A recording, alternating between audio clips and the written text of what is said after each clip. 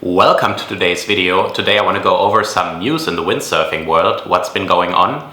And first up, last weekend we had the Prince of Speed event, which is a speed surfing event in the south of France organized by Principe Andrea Baldini. And it was really cool to follow the pictures and all the stories over there, because the conditions were quite difficult because there were a lot of sandbanks during the event. But anyway, Albeau ended up winning, as he always does, doesn't he? Matteo Iachino came in second, and it's really cool to see him getting really dedicated to speed windsurfing, because he's been doing the last couple Prince of Speeds and practice in Speed and Tarifa. So it's really nice to see some of the top pros really getting into speed surfing more and giving speed surfing more recognition now. And in third place we had Ben van der Steen. So yeah, really cool to see all the guys competing at this event. And the wind was kind of light for the event, but it's really cool to see the event happening there, because the beach of La Palme is one of the fastest spots in Europe, and usually we don't see the competitions like in the PWA happening at the perfect venues for the respective discipline. So it's really cool to see a speed surfing event actually happening at the venue where you actually would go speed surfing yourself on your free time, because the spot is just that good.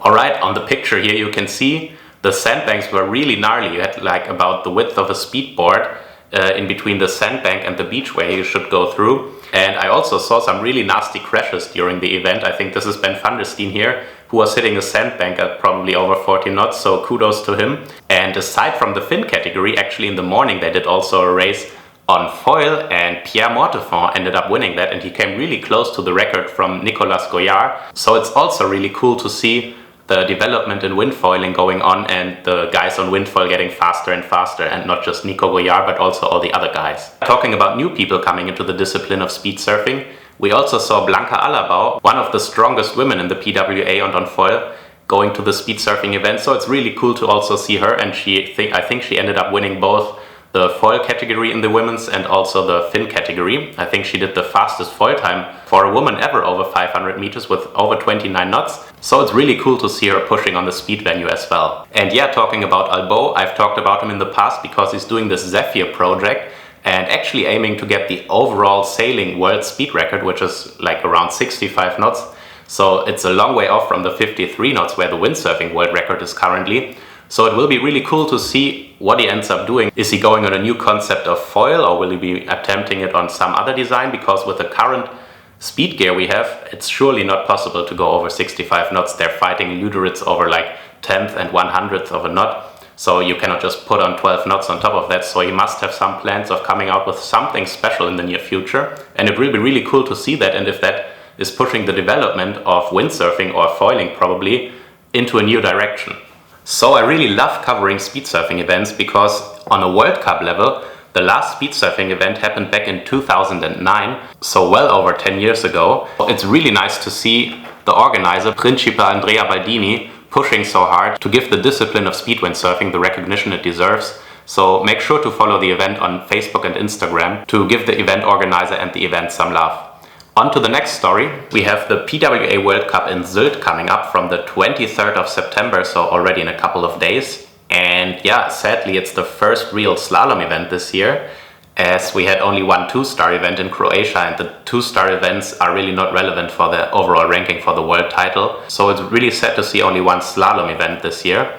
Also for the freestylers, it's the first event of the year, and freestyle is also really struggling, because even before COVID they only had like 1 or 2 events per year. So it's really sad to see a tour with so few events for the guys. And in my opinion, can you really crown a world champion based on the ranking of one event with one type of conditions? Shouldn't like the overall world champion really be the best guy across all the different conditions in very different spots? And yeah, I think that's how it should be. And so it's really sad to see only like 1 or 2 events in this disciplines. In wave, it's already the 3rd tour stop this year. So there they had more of a tour, or at least they had more than one event. So it's nice to see. Hopefully they get some good conditions so that the guys can really put on a good show there and show off their skills in front of Sylt. And yeah, talking about professional windsurfing in general, I think it's really struggling at the moment. Because if you have like a couple of years with no World Cup events, it's really hard for the professional windsurfers to get the sponsors, because why should a company sponsor you if you cannot put on a show at the World Cup events, etc. So it's really sad to see professional windsurfing struggling as a whole at the moment.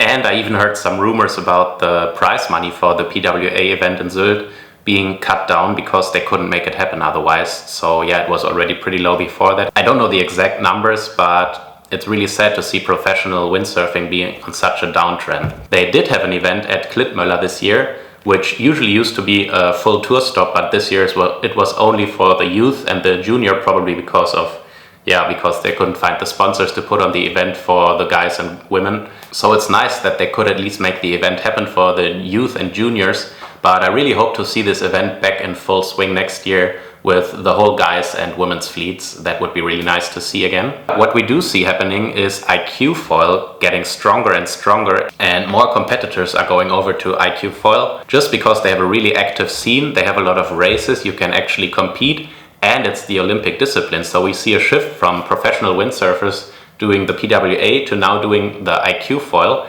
And they have just confirmed 2 more events. I think one in Lake Garda and another one in the Azores. And they even have, I think, a prize money of 30,000 euros over there, so that the competitors can at least make back their travel expenses. So yeah, really cool to see IQ foil doing strongly, even if the PWA is struggling a lot at the moment.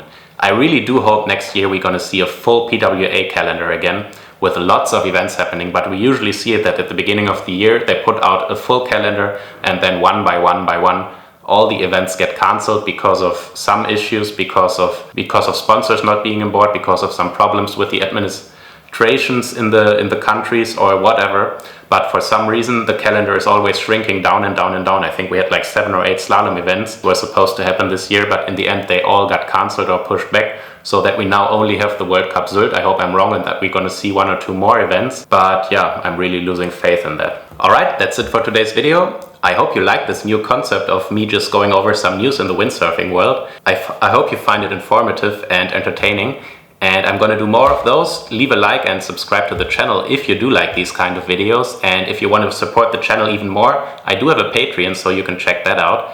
And yeah, if you need any advice, I do advisory for the Wind Lounge, a windsurfing shop in Germany, but we ship basically all over the world. So if you need any advice or need any products, just send me an email at nils@windlounge.de. And that's it for today. See you in the next one, guys. I hope you have some good winds and have fun on the water.